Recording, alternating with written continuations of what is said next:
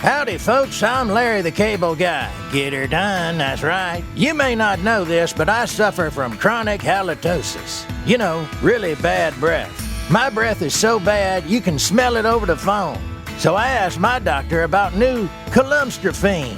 Columstrophene, proven effective in reducing the severity of chronic halitosis. Side effects may include watery eyes, dry mouth, dizziness, temporary blindness, searing pain in the ovaries. Men may actually grow ovaries and then get searing pain. Like other drugs, where the thing you started out with just gets worse, halitosis may actually worsen to the point your breath starts to form a visible cloud that shows up on radar. Expectant mothers should not take columstrophene unless you want your baby to come out looking like a lizard. In some cases, mild death may occur. If death does occur, stop taking columstrophene immediately and call your doctor right away. Ask your doctor if new columstrophene is right for you. You know what? Maybe I'll just get some Tic Tacs. Watch out for those drug side effects. Why are they always worse than what you started out with? I'm Mark Mosley. Welcome to Mark Mosley Show. The headline from the Babylon Bee just in: Trump to receive Nobel Prize for getting Zelensky to wear a suit. That is perfection. Well, the media is still having a week-long snit over the fact that Trump has federalized law enforcement in D.C., and they are still, of course, deflecting to the darkest day in American history. Of course, we're talking about September 11th, December 7th, 1940. I meant to say January 6th, 2020, the darkest day in American history. The day America ceased to exist forever. A day when AOC died, but thankfully later came back to life. When the Capitol was obliterated, causing almost $3 million in damage, equal to 0.2% of the damage from the George Floyd riots. But wait, the George Floyd riots only killed 19 people. Meanwhile, on January 6th, a total of over 1 person died. Besides AOC, who of course did die, but was then resurrected from the grave. They are still deflecting to January 6th in the media. Stop trying to make January 6th the darkest day in American history. Let me tell you something about January 6th. If Trump had won in 2020, and the Democrats felt the election was stolen, by some mysterious Trump vote bump in the dead of the night, in Minnesota at like 4 a.m., a truck rolls up and, ooh, here's the ballots we needed. And they had rioted in the Capitol instead. I have no doubt that Capitol building would have been occupied for at least a week by liberal protesters, while the Democrats in D.C. argued that their occupation was justified by their anger. Ashley Babbitt would have had streets named after her, and statues of her all over the country. They would have justified any chaos, injury, damage, mayhem, all of it now and forever, because that's how they roll. The left has never seen a riot they didn't love, respect, embrace, champion, with the singular exception being January 6th, It's the summer of love, man. It's a violent insurrection. Power to the people, man. Trump tried to overthrow the government. The left loves a good riot unless it's January 6th. So they're still mad at Trump for federalizing the police in D.C. Meanwhile, the D.C. police union says arrests are going up and crime is going down. The union, representing D.C.'s Metropolitan Police Department, noted that in the first 7 days since Trump's announcement, robberies were down 46% from the week before. An overall 8% decline in crime. Carjackings down 83%. Car thefts 21%. Violent crime down 22%. Now, the left protests this post, treating it as if, Fox News posted it. Well, okay, first of all, not Fox News, so stop trying to wave it aside. It's the cops. It's the cops telling you they're already seeing results. You know, the men and women who are out there every day in those streets with the combined thousands and thousands of daily anecdotes pouring in. But yes, the news media all the way over there in New York, they know the streets of D.C. better than the men and women who drive those streets 12 hours a day. Meanwhile, a couple of days ago, Trump posted this. D.C. gave fake crime numbers in order to create a false illusion of safety. This is very bad and a very bad and dangerous thing to do, and they are under serious investigation for so doing. Until 4 days ago, Washington, D.C. was the most unsafe city in the United States and perhaps the world. Now, in just a short period of time, it is perhaps the safest.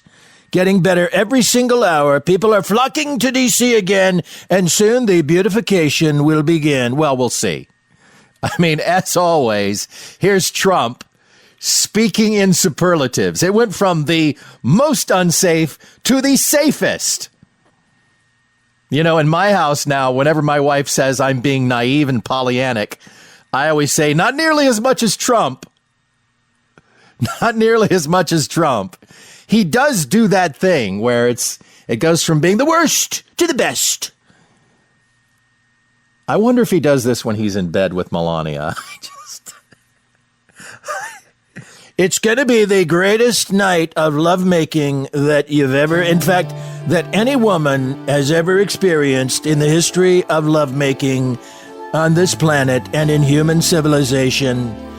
You are going to achieve such heights of rapturous nirvana that you will be literally floating out of the bed towards the ceiling, and I'll be down there going, please don't go, Melania. Please don't leave me. Please stop floating up to the ceiling. Oh, that would be, that is what he would say, isn't it? But D.C. got out of control with crime because of local policies. The Daily Caller has a great rundown on this thing. In the categories of, number one, lenient criminal justice policies, because D.C. eliminated cash bail in most local cases in 92, leading to over 90% of arrestees being released before trial. Just right back on the streets. Recent legislation allows some convicted rapists and murderers to petition for sentence reviews and potential release after only 15 years if crimes were committed when they were under the age of 25. Which brings us to the juvenile crime surge. In 2024, 51% of robbery suspects in D.C. were juveniles, and they're linked to about 60% of carjackings in the city. The Youth Rehabilitation Act allows offenders under 24 to receive lenient sentences, often resulting in probation instead of incarceration. So this begs the question, why are juveniles doing all the carjackings? Are they working for adult car theft rings who are using kids because they know the kids are just going to get probation and not be put in prison? I think that's a question that needs to be asked and answered to my satisfaction. Meanwhile, there are law enforcement challenges adding to the problems in D.C. The Metro Police Department has experienced a nearly 15% decrease in patrol officers from 2018 to 2023. Oh, what was that? Was that the defund the police era? Funny that, leading to increased overtime and officer burnout. So they're just mad, and they let things go to hell, and now Trump is coming in, and he's just doing it. He's not playing by the rules. You know what you're supposed to do. You're supposed to campaign and fundraise off of fixing problems that you never actually go out and fix. It's analogous to when Biden said, we need to comprehensively reform immigration. Translation, amnesty.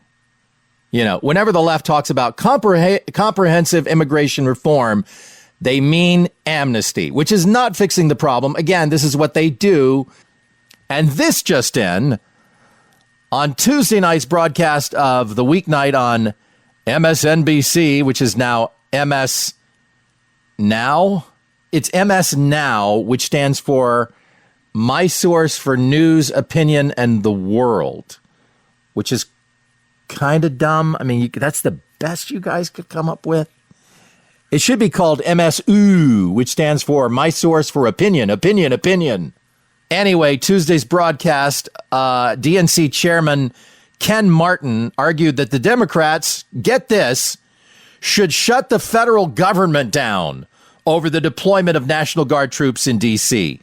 And he said this because, quote, you have a fascist in the White House. He said that old playbook, the norms that used to have guardrails on our democracy and protect all of us in this country, that doesn't exist anymore. We've got to throw that playbook out the window because the Republicans have. We cannot be the only party that's playing by the rules anymore. Oh, when did this happen? That's why I said it isn't your grandfather's Democratic Party where you bring a pencil to a knife fight. Oh, no, come on. You guys have been bringing guns to knife fight. It's the Democrats, and I've always made this analogy. It's analogous to the Revolutionary War. The British soldiers, those are the Republicans, they march in nice straight rows, and the Democrats snipe them from the trees. That's been the Democrat Party in this country for decades. So now Ken Martin says we're going to bring a bazooka to a knife fight. No, you guys have been doing that. The reason that you're mad is because Donald Trump is using those tactics against you. But yes, Trump is the fascist. We can force people to take an experimental vaccine or lose their jobs, but Trump is the fascist. We can talk about weaponizing the DOJ against parents who speak out at school board meetings, but Trump is the fascist. You know, it wouldn't be so lame if you guys hadn't been calling every Republican president Hitler going all the way back to just after Hitler. We asked Grok, and as you know, on this show, Grok sounds like Kronk.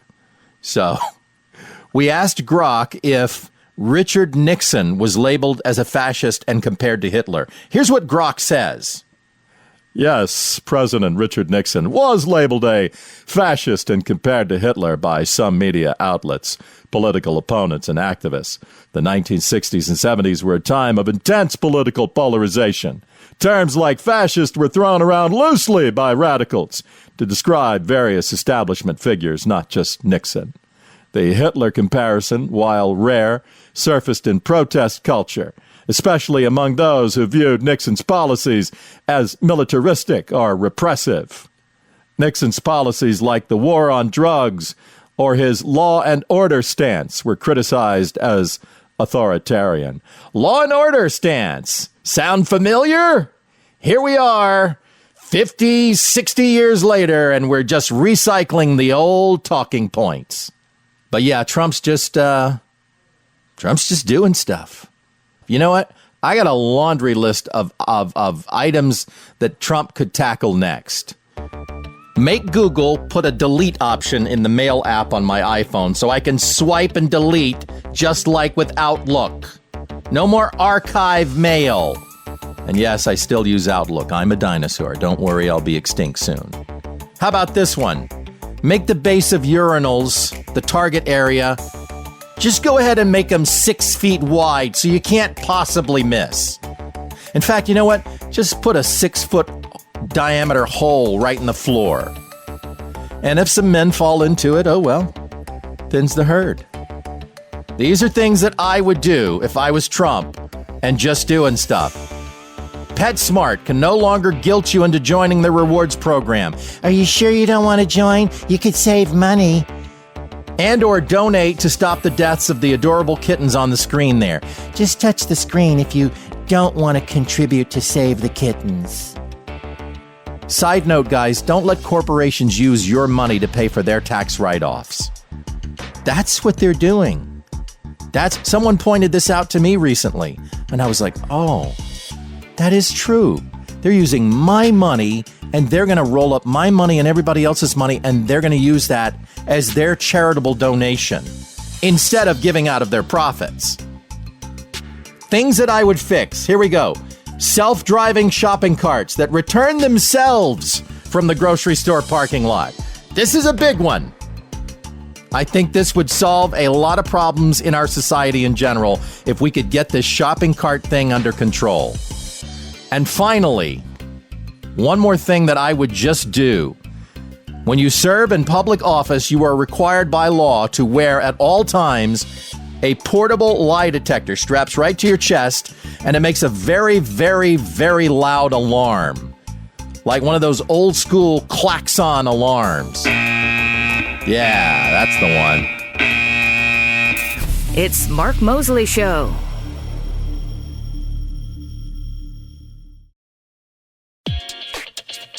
Welcome back to Mark Mosley Show. I'm Mark Mosley. Will you please follow me on social media? Instagram, X, Facebook, YouTube, at Mark Mosley. You can listen to the show on any of those platforms. Yes, you can listen to it on YouTube. We're going to be going video at some point. Yes, I will be filming this stuff, and that'll be interesting. All right, let's turn now to a fascinating story from the world of science this week. The headline, Shroud of Turin image is impossibly thin and could have been created by a burst of 34,000 billion watts of energy. Wow. Biblical scholar Dr. Jeremiah Johnston claims to have solved the mystery of the Turin shroud, identifying blood type AB and suggesting a resurrection event. This is the new part.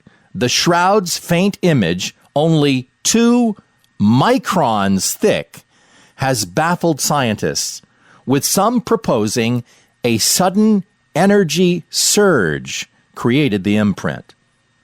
The shroud's image matches wounds consistent with Roman crucifixion, scourging, the crown of thorns, nail placement. They all match. Scientific oddities. The image isn't painted or dyed. It's a surface discoloration only a few microns deep, not explainable by any typical medieval methods of trickery that were available when it was created, supposedly, by the skeptics. Study suggests real human blood with markers of trauma. Pollen and dust samples reportedly link to the Jerusalem area. Proponents argue the chance of the shroud depicting someone other than Jesus of Nazareth is actually, when you combine all of these factors, astronomically low. Isn't that fascinating? Some of the most recent research done on the shroud leaves mixed results, of course. There are still reasons to be skeptical. UV imaging done in 2025. Serum halos indicate no washing, and that supports the biblical burial claims. However, 3D digital modeling experiments done in 2025 claim the image matches a sculpture, suggesting an artistic rather than human origin. A biomarker analysis found presence of trauma-related compounds, which aligns with the crucifixion narratives. And X-ray dating, challenging radiocarbon results, X-ray dating done in 2024, suggests possibly 2,000-year-old fabric. So yes, the jury's still out on the Shroud of Turin, but man, this thing just becomes more fascinating all the time. Have kitchen stains and spills got you down? Raise your spirits with new Bounty Turin towelettes. As a married black man in advertising, I'm doing all the housework now. And man, these new Turin towelettes are a blessing. They're so thin and yet 5 million times stronger and more absorbent than any other towel. With Turin towelettes, I don't even have to touch the spill. Somehow they sop up stains from a distance. I mean, even from across the room. Yes, Turin towelettes make everything in your kitchen dazzling white. It's so bright, I can't even look at it. Hurts my eyes. My kitchen is so unclean, it's a sin. But not with these Turin towelettes. Turn every mess into a miracle with new Turin towelettes, the quickest picker-upper. This part of the show may sound a little different because we're recording in a different facility because I'm with my friend Andrew, who is an educator. What's your current position? Well, I'm currently a coordinator at a charter school in LA County, but I was the 8th grade U.S. history teacher for about 6 years. How long have you been in the charter school game? So this would be my 11th year. I did do substitute teaching for 2 different school districts outside of LA County before that. So what I wanted to talk to you about off the jump here is with regards to Trump's, people say dismantling of the Department of Education, but it's kind of more of downsizing it or decimating it. I know a lot of people think decimating means destroyed, but it's one of those misused words. It literally means reducing by 1/10. Right. Right? But it's just one of those things that's liberally applied. Yeah. Trump would use it that way, though. They were decimated. They were completely decimated. You mean reduced by 10%? Yes, they were decimated by 10%. It was tragic. But give me your overall impression of the far left's hysteria about what's happening. Yeah, first off, I'd say you didn't tell me President Trump was going to be here. So thank you, President Trump, He's for always here. Joining us here. So there's this kind of mythos about the Department of Education that somehow that's why our country has done well. The Department of Education didn't start until the 1970s. And when you look at our data, unfortunately, since then, we haven't been doing very well. Right. So just based on that data, the Department of Education hasn't really boosted our country in terms of education. In terms of the wide range of things that they do, yes, anything from student loans to special education, sending edicts down upon, from high. So they do a lot of things, none of them generally very well. Right. But again, I think when you create a system of government, there's always the people who benefit from that system are always going to come out screaming with pitchforks and torches. Yeah. And then there's the people who just don't know any better and they're being told, hey, this is a thing we don't want to lose. You need to get upset about it. And then they do. So most people don't actually understand what the Department of Education does. And I think if they understood more, they wouldn't be as so hysterical about it being, like you said, downsized. This is not going to be a perfect analogy, but there was a story that just broke today, the day that we're recording this, about the UN in Afghanistan working with the Taliban to set up this corrupt system where they were doing contracts, and if you played ball with the Taliban and the UN guys, you'd get the contract, but if you didn't, you'd get shut out. And I wonder how much of that kind of stuff goes on inside these huge Leviathan agencies in our federal government, where you've got all this money, just this swimming in cash, taxpayer money, and how this is going missing and that's being used this way, and people are dipping there, and this guy's got his hand and he's putting some of the money in his pocket. How much of that kind of stuff is happening, do you think, in the Department of Education, where if we streamline the operation, send it back to the states, maybe that's why, they say you throw a rock into a pack of dogs, the one that howls is the one you hit, right? Yeah. Was that the UN or was that the LA City Council? I'm not sure. There's so many stories coming out. You never know. Yeah. The great thing about the Department of Education is that it fuels itself.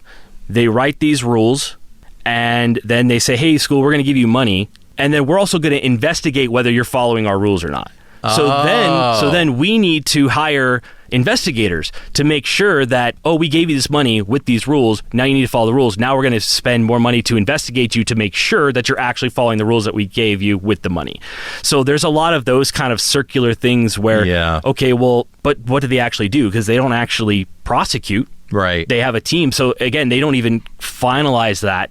In education, like anything with government, there is a lot of areas where money does go missing, where, we're spending money to bring in this outside organization to do something in a school that we can't do.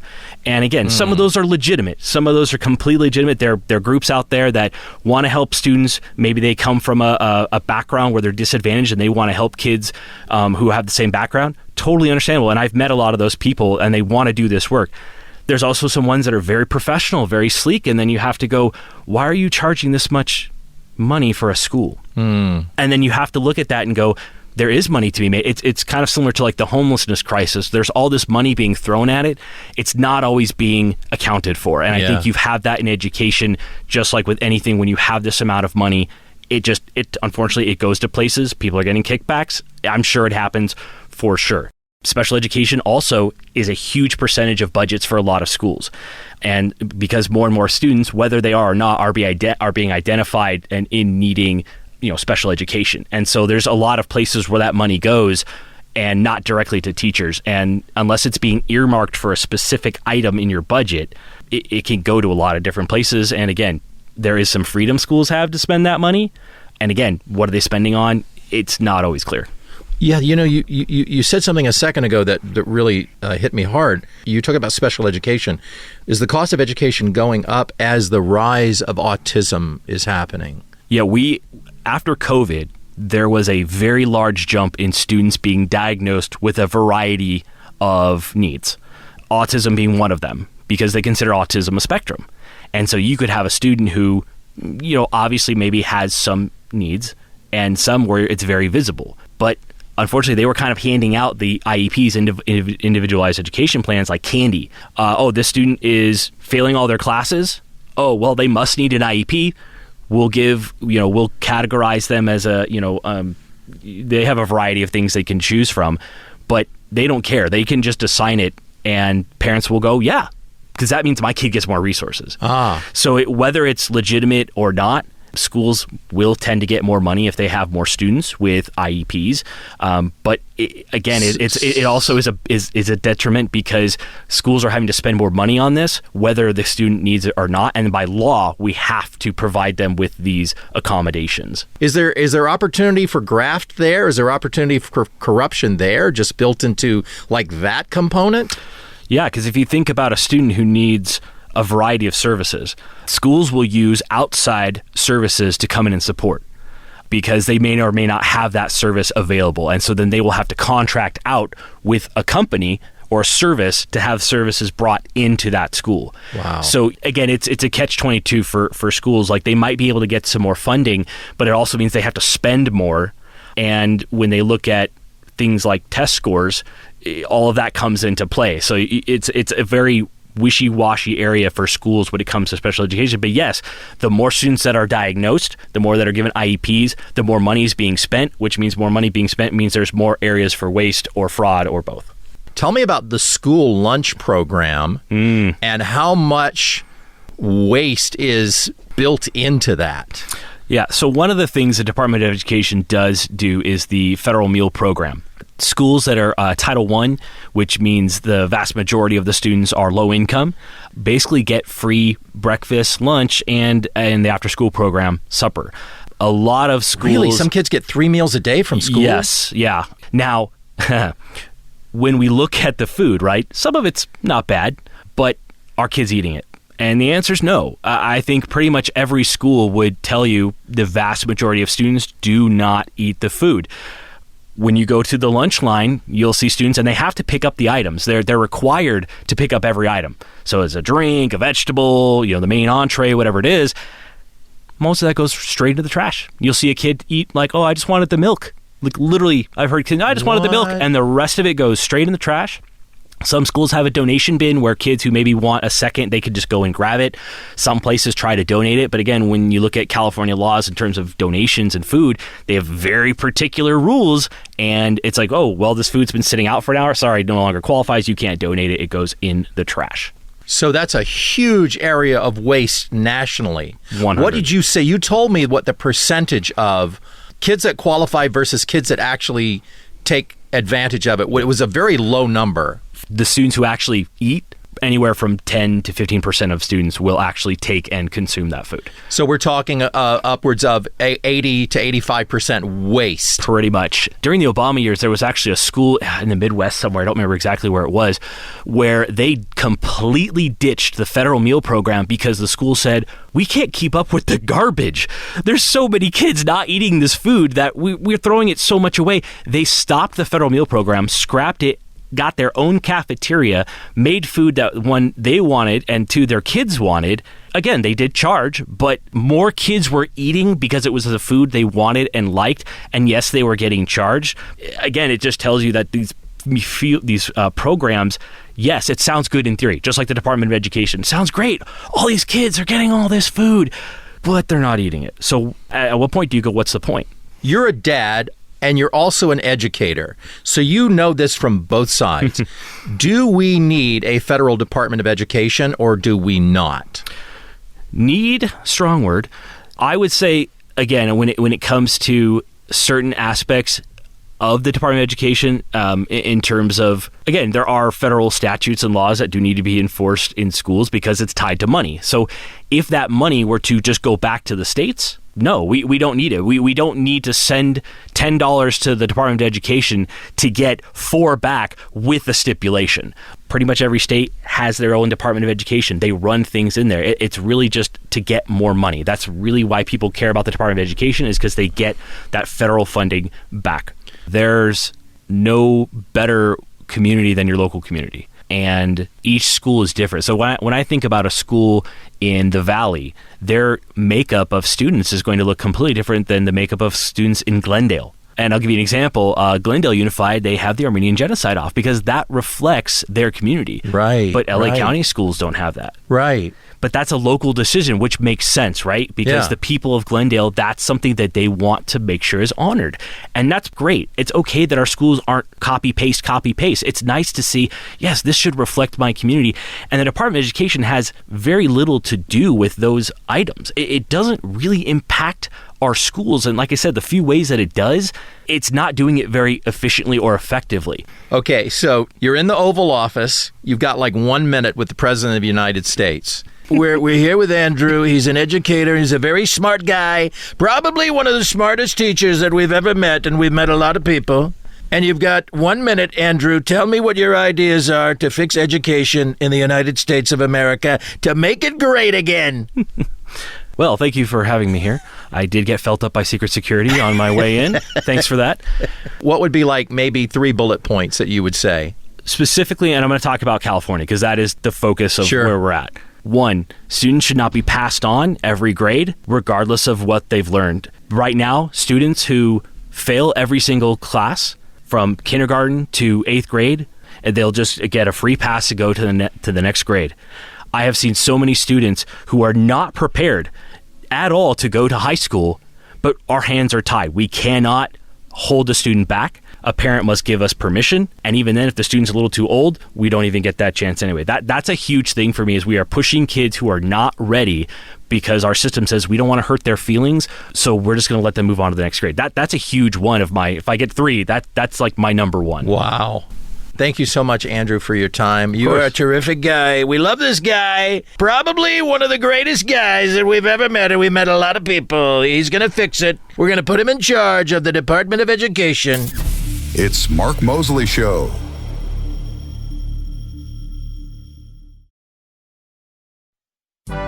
It's Mark Mosley Show. Follow Mark on X, Instagram, and Facebook at Mark Mosley. And subscribe for new episodes weekly on your favorite podcast platform. We're going to wrap it up again today, as we always do, with our doofus of the week. Dana Buckman is a perfect example of your modern-day criminal. When your crime goes bad, sue the people you were trying to rob for stopping you.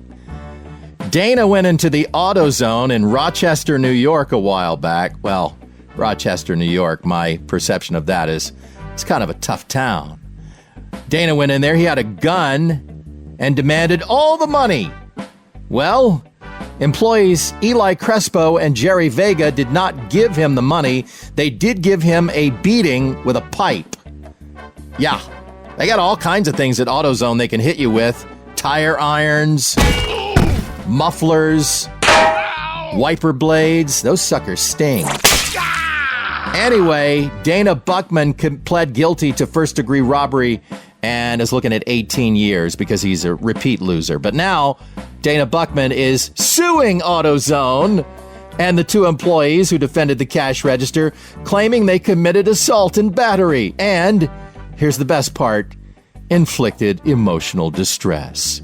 Aw, his feelings was hurt. All right, Dana, you're in prison, bro. You might want to man up a little bit. You've already got a girl's name. Congratulations, Dana. You're the doofus of the week. You're a big stupid doofus. No, you are. No, you are. No, you. All right, that's the show. Thanks for listening, guys. Don't forget to follow us on social media on all platforms at Mark Moseley, Moseley. And would you do me a huge favor? When you're on one of those platforms and you're listening to the show, would you give it the thumbs up, the like, the heart? If you're on YouTube, go ahead and subscribe to that channel and give us a like and leave us a comment. I don't care if you say, I hate this guy. Leave me a comment. And if you're on Apple Podcasts, please give us a review or just